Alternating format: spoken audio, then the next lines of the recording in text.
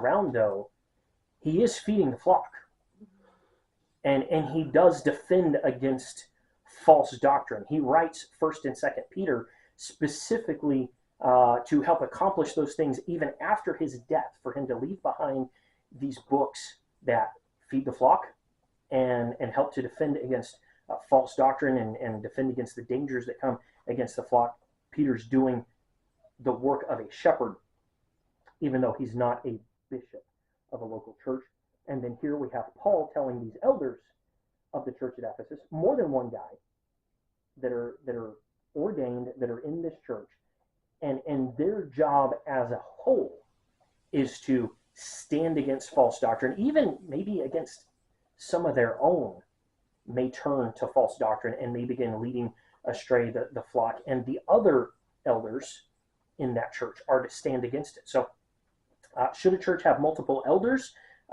Yes, but elder does not mean pastor in the modern sense of the word. Elder does not mean bishop.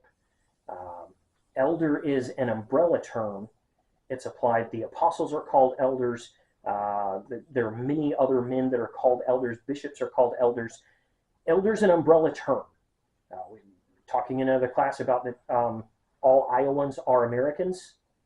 America is an umbrella term, covers a lot of people, but not all Americans are Iowans.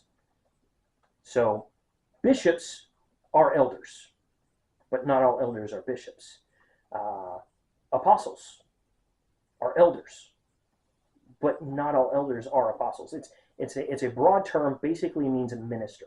Someone who's in the ministry is an elder. So does a healthy New Testament local church have multiple elders? Yes. There should be many guys in a church if it's been established for some time. There ought to be many men that are in the ministry, many men who are ordained. Now, only one of them is going to be the bishop. Only one of them is going to be responsible to the Lord for that church, for the condition of that church directly. But there ought to be many men in the church that feed the flock. That responsibility is not put on one man alone to do any edifying of the church. The Bible does not show us a model of the pastor is the only one who does any teaching, any preaching, any edifying or feeding of the flock. There are multiple men in the church that can edify the flock. Some of them are members of that church. Some of them will be men who travel and visit and may be able to invest in the church. We'll see examples of that as we move on looking at these gifts later.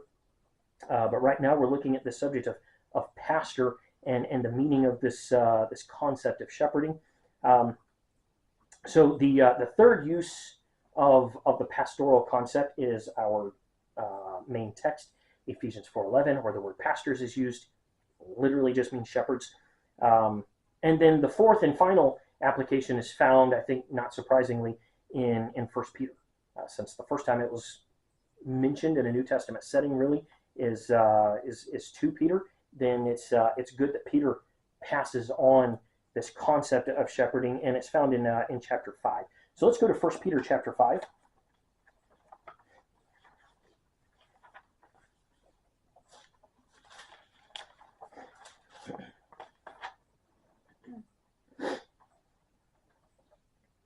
First Peter chapter 5, verse 1. The elders which are among you, I exhort, who am also an elder. So again, I'm just going to pause and point that out. Peter calls himself an elder. His title, his main position, though, is apostle. He's the Apostle Peter.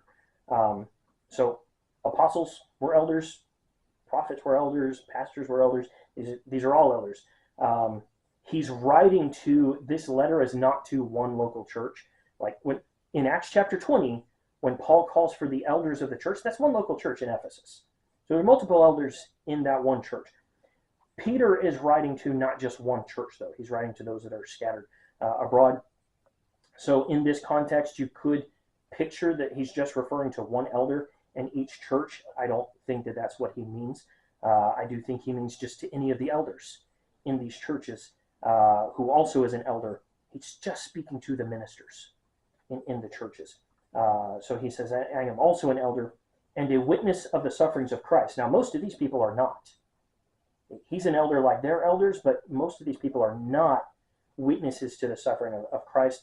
Most of these people are obviously not going to be apostles of the Lamb, those who served with Christ before the crucifixion. So he's an elder like them, but he's also an elder not like them, because he's an elder who is a witness of the sufferings of Christ, and also a partaker of the glory that shall be revealed. Then he gives this instruction to them: feed the flock of God, which is among you, taking the oversight thereof, not by constraint, but willingly, not for filthy lucre, but of a ready mind, neither as being lords over God's heritage, but being in samples to the flock. So what he's saying here is basically passing on the instruction Jesus gave him. He told them, feed my flock, feed my sheep, feed my lambs. And he's older, obviously. 2 Peter, he believes he's getting toward the end of his life and wants to make sure that he gets these things written. But even here with 1 Peter, he's older physically, as well as just being an elder, a minister. And he's passing on this command that the Lord gave him to feed the flock. Peter's not the only guy who's supposed to feed the flock. All elders are supposed to feed the flock. So he's telling them to feed the flock of God, which is among you, taking the oversight thereof. Now that word oversight is just like in Acts chapter 20, it's referring to the concept of a bishop, the one who is an overseer, supervisor of the church. Taking the oversight thereof, not by constraint, but willingly, not for filthy lucre, but of a ready mind, neither as being lords over God's heritage, but being ensamples to the flock. So again, he's giving this concept: I want you to take charge, I want you to lead, but not as dictators, not as lords over the flock. You're not driving the flock like a cowboy drives cattle. You are leading the flock the way that a shepherd leads his sheep. He walks before and they follow. They are to be ensamples to the flock. In other words, live an exemplary life. We can even see, as we look at the qualifications for a pastor that we find in 1 Timothy and Titus, each of those qualifications are all just things that every believer ought to be. That it's just being exemplary. No believer should be given to wine, or be a striker, or be a brawler. No, all believers ought to be given to hospitality. And to a certain extent, all believers even ought to be apt to teach. Hebrews says, when for the time you ought to be teachers. That's not written to pastors. It's just written to people who've been saved for a long time and have not matured. And there is a concept that really all believers ought to be teachers. So here we have this concept that Peter is telling the elders, the bishops, to take the leadership, take the oversight of the church, but not by constraint, not by force, not because you're forced to do it, not for the money.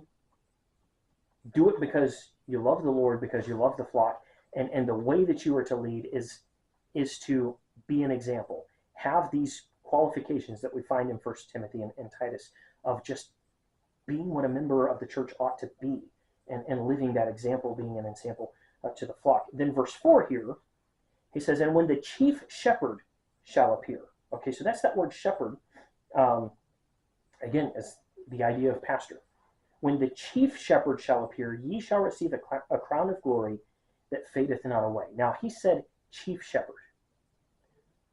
There's a term that's used, and some people struggle with it because it's not directly out of the Bible. It's under shepherd. Under shepherd is not a term that you find in the Bible, so some people sort of resist that, like I would never use that term because it's not a Bible word. It's true that it's not a Bible word. However, the concept is right here. A chief shepherd implies under shepherds. For there to be a chief shepherd, for there to be one shepherd that is above the other shepherds, that implies a shepherd under the chief shepherd. So what he's telling him here is, I want you to be shepherds, but understand you're not at the top of the chain of command. Christ is the chief shepherd. He's above you. You answer to him, and you're going to answer to him. He's going to appear, and you shall receive a crown of glory that fadeth not away.